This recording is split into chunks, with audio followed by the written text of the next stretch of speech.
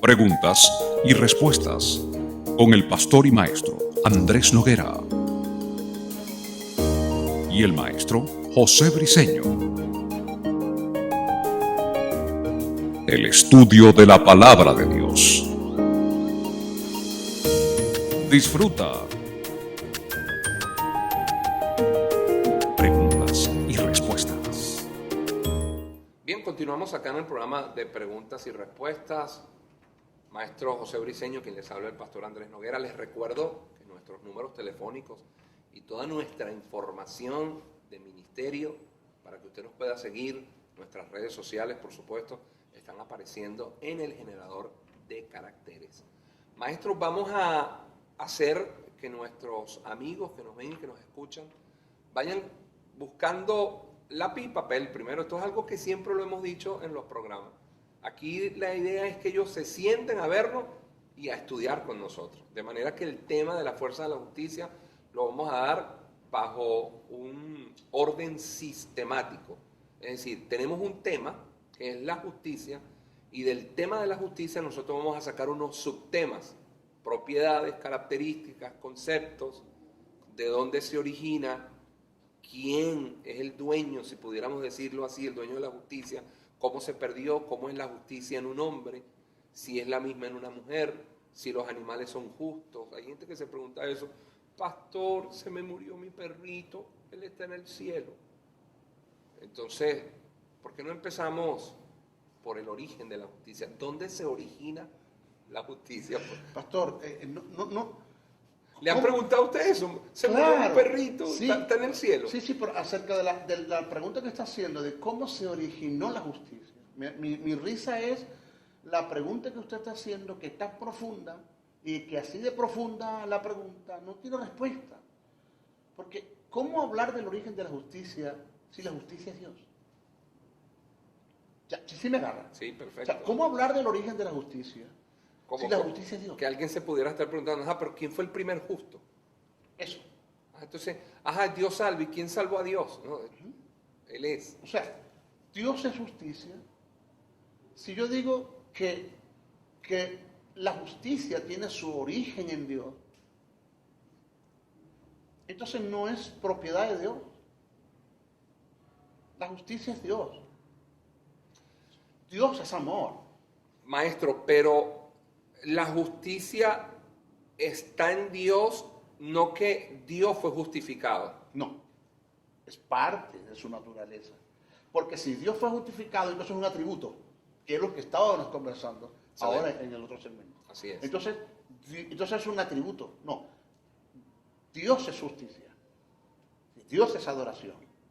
A Dios no le hace falta, perdón, con respeto lo digo, la adoración de nadie. Aquí quien se beneficia con la adoración somos nosotros. Claro. Dios no. Claro, porque cuando Él inhala adoración, Él exhala presencia. Era adoración. Ahora, oiga esto. La adoración en Dios. Yo quiero entrar en esto, pastor, para que tengamos una verdad paralela, para que vamos a entender, o para que me puedan entender lo que nos están viendo a través de esta programación, la pregunta que usted hizo. La adoración, esto es lo que tiene que ver con justicia, dije que es verdad paralela. La adoración y el gobierno de Dios es sempiterno. Por eso Pablo dijo: a Él sea el imperio y la honra sempiterna. Oído, lo sempiterno no es Dios. Pablo no dice que el sempiterno está adjudicado a Dios. Lo sempiterno es la honra y el imperio. Sí. Pero, maestro, ya va. ¿Qué es sempiternidad? Sí, iba a emitir los conceptos, maestro, para que no pierda ahí la idea. Si quiere. Tenemos el sempiterno, tenemos primero lo temporal, lo sempiterno y lo eterno. Lo temporal es aquello que tiene principio y fin. Lo sempiterno es aquello que tiene principio pero no tiene fin. Y lo eterno es lo que no tiene principio y no tiene fin. ¿Por qué Pablo dice que la adoración, que es la honra, y el imperio, que es el gobierno, en Dios es sempiterno? Porque antes de Dios no había nadie. Todo existe después de Él. Existe. Dios no existe, Dios es. Correcto. Todo existe después de Él. Existencia se le da a las cosas que tienen creación. ¿Ok? Entonces, antes de Dios, no había ningún ser que le adorase. No había ningún ser que reconociera su honra. No había sobre quién gobernar. Quiere decir que tuvo un principio. Por consiguiente, es sempiterno. Entonces, cuando Dios creó al hombre, creó a las huestes angelicales, que fue lo primero, que después crea al hombre, desde ese mismo momento... Crea los serafines que están en Isaías 6, correcto, que le dan adoración. Desde ese mismo momento es que tiene un comienzo la adoración. O sea, hay quien comenzó a honrar a Dios, pero que dicha honra no terminará. Entonces la justicia es eterna, maestro. Eterna. Como Dios él lo es porque es parte de su naturaleza. Es Dios mismo.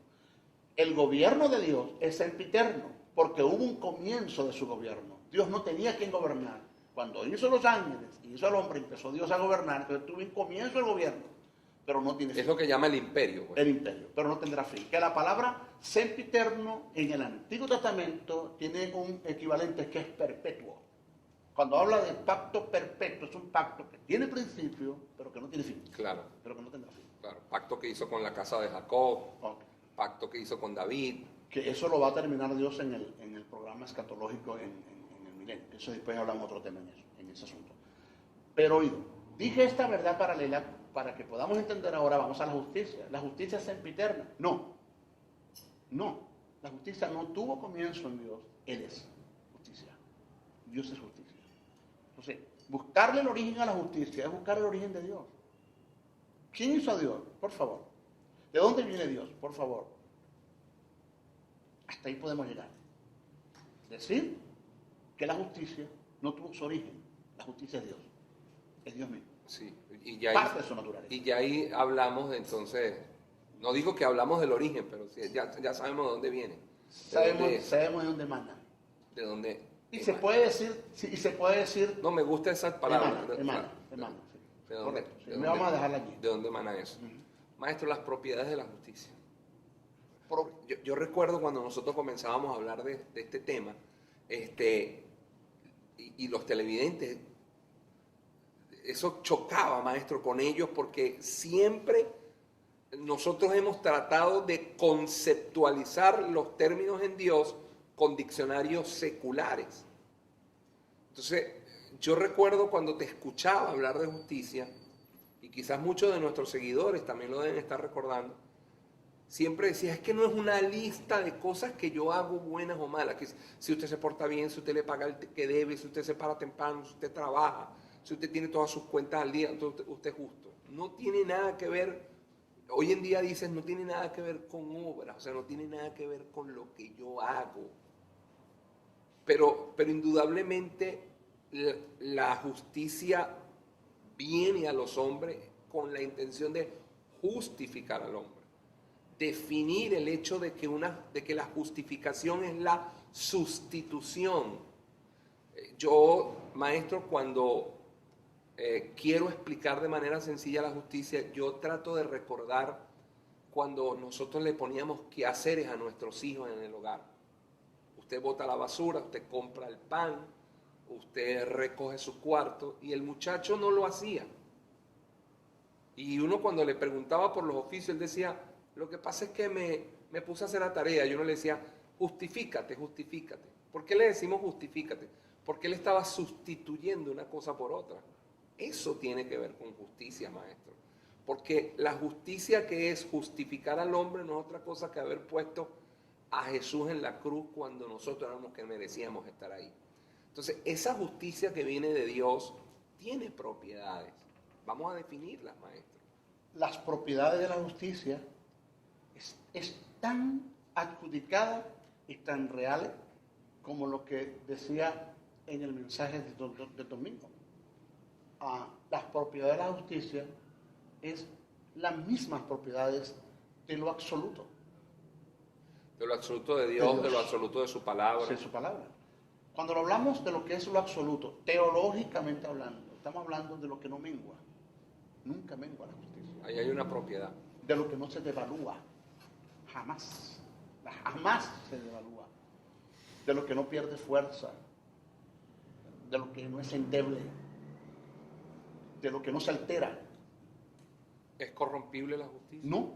nadie puede mancharla, nadie puede atentar en contra de ella. O sea, no puede haber un pecado tan grande, tan inhumano que manche la justicia. No, pastor, cuando el creyente peca, atenta en contra de su santidad, pero no en contra de su justicia. O sea, la justicia tiene que ver como una relación con Dios, que me hace hijo, que lo vamos a explicar cuando hablemos de lo que es engendrar. La justicia es una propiedad de Dios dada a los hombres por causa de un proceso que se llama justificación, que te lleva a una relación, correcto, a ser hijo de Dios. Correcto, que eso no lo puedo modificar. Jamás.